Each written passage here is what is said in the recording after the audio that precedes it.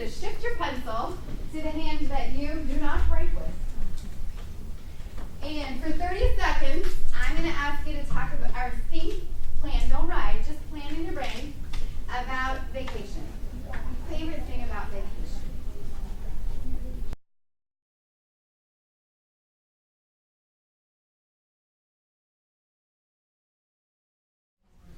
All right, so in your non-dominant hand, please spend the next minute or so writing about vacation. Go.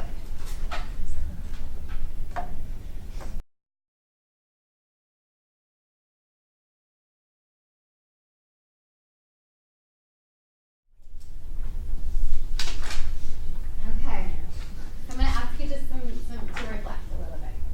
All right, what was your composing experience like? Stressful. Okay. Okay.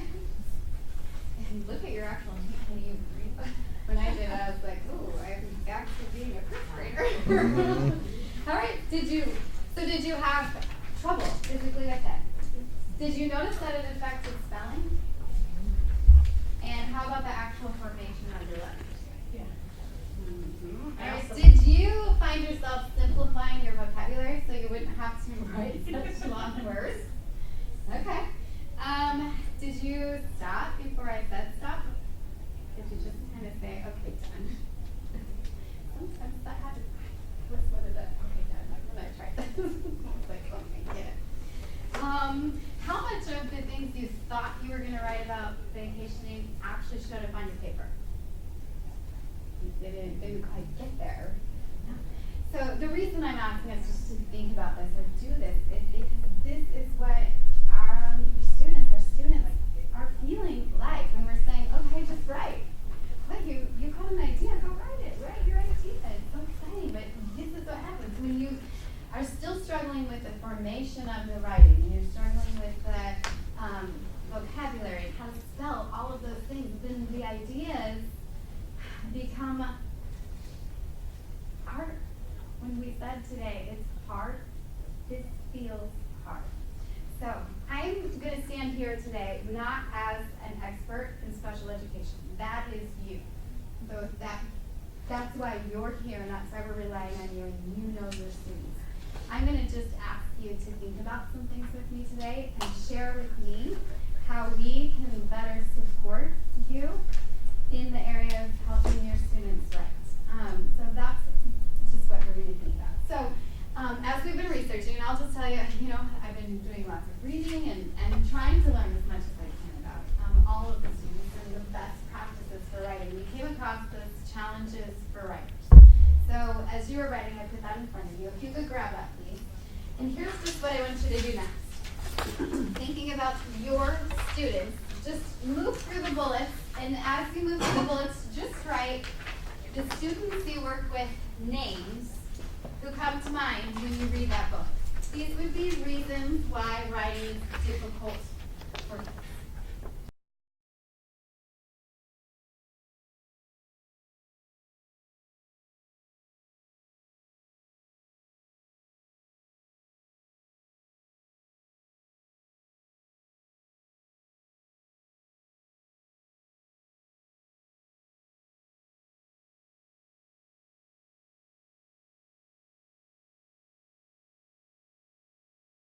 All right, so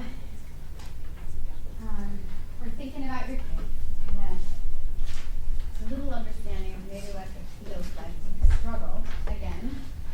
You're pinpointing things that are holding them back. It can be motivation, it can be the actual thinking, the planning, so many different reasons why kids are struggling in this area. But when we put all of that together, then we would say, what can we do to help support them? The term gets thrown out lots. Let's scaffold for kids. But what does it actually look like, and how can I pre-plan for students and help knowing what's happening? So if we know that they're going to be working on persuasive writing in their core room, and they're going to be given a graphic organizer to do that. That's kind of what we established this morning on the best practice. Let's give them a graphic organizer. in that folder of graphic organizers for persuasive writing, I selected the graphic organizer that I think is the simplest, but it has a lot of information on it. So one thing would be to narrow down the graphic organizers. For the students that you're working with, you don't want to give them choices and lots of things. Those are things that make the writing more difficult if I have to decide which organizer matches my mode. So my first step is to say, here's an organizer. This organizer can help you think through your planning and your writing. But if I just hand this, which is what will happen in their core classroom most of the time, they're going to get the exact same organizer that everybody else has. So this would be something that would be beneficial to talk to their teacher about first. Obviously, which organizer are you suggesting for your mode? Or you can go back and have that same conversation that says this would be a great organizer for you to suggest to use with your class. It can go both ways because you're collaboratively working together. But this one is established because on the top it actually has the features of persuasive writing. So sometimes the organizers are just visual representations, and then there's nothing for kids to go back to compare the characteristics. In their core room, they're going to build a characteristic chart of what makes a persuasive piece, what has to be in it. Sometimes teachers have taken pictures of those and kind of overlapped with the actual language of the anchor charts instead, but let's bring the same information here so we're hearing the same things and using the same things. And then when we talk about scaffolding, graphic organizers can look very, very different in that you can have open organizers, which would be mostly what it looks like when it's handed to you. It just has the basic outline on it. But what we want to do is provide the most support for the students who you know need it. So that means I would break this organizer down even further for my first step with kids. And that even starts right up here with the title. It says Persuasive Framework. How many of your students could read that title? So that's not helpful. The first thing they're looking at on the organizer is too hard. So instead of persuasive, what words could we use to, what does persuasive mean? What would we say instead? And this would probably be coming from their classroom too, but let's just, for our sake, let's build an organizer that would be broke down a little bit. So what could we say instead of persuasive? We would say, change someone's mind. Okay, what else do we say? There's not really a right or wrong here, so what else could we put up there? Even the word persuade as opposed to persuasive. Got it. All right, you could write that absolutely. Here's where this word comes from, persuade. And then let's break down persuade. Persuade means talk. I'm going to talk somebody into something. So right above that, I'm going to write this as an organizer for talking somebody into doing something. And then we can talk about that. And I can use the word persuade, but I can use what it means over and over and over again. And then I'm going to nail down into it. It says there's features. Anytime I put something on here, I have to make sure the language makes sense. So my first step is let's review. How do I talk somebody into doing something? So the first one says call to action or statement of opinion. Which word would I accentuate there? Which word would I pull out and make sure we understand? Opinion. So I'd probably just circle that word and cross the rest of it out. Break this organizer down to make it easy. So what does opinion mean? How I think, right? What I think. And I can use I on here because when you persuade, you can use the word how I think. And so let's just do it. Let's cross that out and write opinion, I think. So that when you get back, we kind of have something to base it off of here. Imperative language. Yeah, and what does that mean? And this is the kind of language the core is going to be using. They're going to say those things because that's what makes something persuasive. It's giving a command. It's a command, that's right. I'm going to tell you to do something. So I'm going to command you. So I just wrote command behind that instead because kids can't get that. And I might use an example and say sit down. Or I can even use a command in writing. Write that now. I was commanding you. Do it now. Fast, teach on the spot. Next, I've got facts and reasons arranged in a logical sequence. What do I probably have to explain here? Order. Logical sequence. Yep. So I just wrote on mine goes in order. And then the arrows connect the thinking. So that just shows my organizer means I'm going to start here, and then the arrows on my organizer show me which way my thinking goes. And then concise phrases present facts. How do we break that down? What does that mean? I just wrote use few important words. Not a lot of words, and they're important. Every word you choose is important. And then we've got our linking words. This will probably become a chart in their classroom. Those are your transition words. You're going to want to see that on the board, so then we're going to bring it to their organizer for them. And then a conclusion restates the problem in key points. So I want to make the conclusion, another word that's easier is end summary. Yep, it's the end. And then you make the end. All right, so now when I hand this organizer to them, if they're working on writing, then we want them to write the idea that is unique and new to them for the persuasive.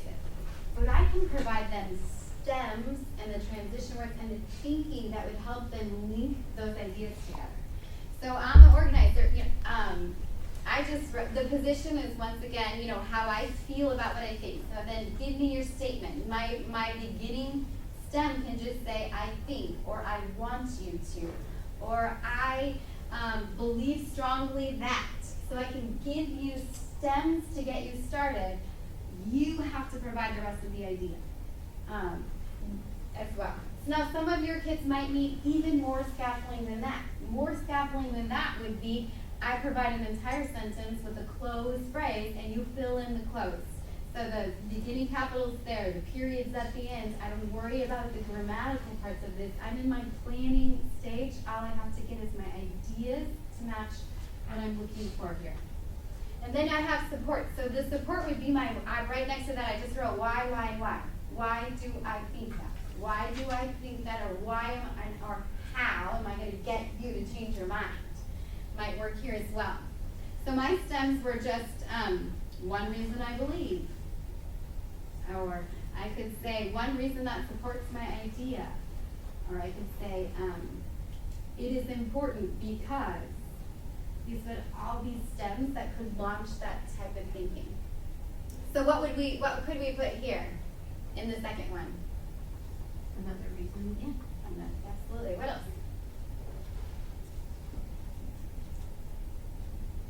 I just have like the facts, support facts, and you could share it like that as well. And sometimes we tend to start sentences the same way, and we want to be careful about not doing that when we're modeling in our stems. So we wouldn't want to say one reason is, the second reason is, the third reason is, because if you think about writing like that, how would it be scored?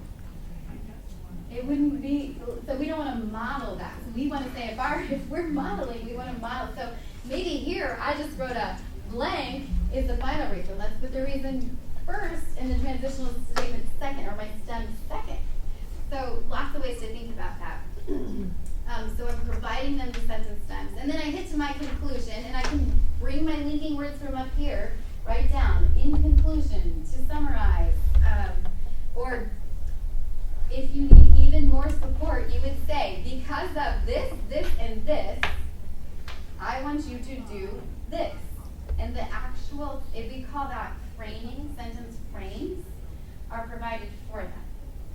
So you are freeing up some of their work, the grammatical, the capitals, all of that is shown to them so that they can plan their idea and get a strong basis for what they're writing. That's the whole point of the organizers as well. So if we use these tools, we can really kind of support them. Here's some ways I would think about that. And I'm not going to say that like, here's the answer. Let's think about what it's a powerful question that you're asking.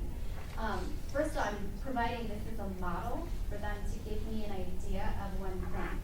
So if they can do this, then I start pulling my scaffolds away and ask them to show me on another topic. Or I do this is highly, highly supported, right? So we do just this process. They don't have to write the whole paper on this. So now I kind of show them the thinking and the planning that is involved in a paper like this. And then I hand them an organizer, and now they have a model. Here's the model of what my thinking and planning could look like. Here's another idea that I'm going to try it on. And then I'm letting go of that level of support, and it becomes their hands-on. And this is absolutely right. And here's the other thing I'm gonna say to you. I don't know your learners. You do. So you will have to make the determination, how much support do I have to provide to help them be successful. And thanks. Thanks for your time this morning and processing with us and sharing. And it's time for you to head out.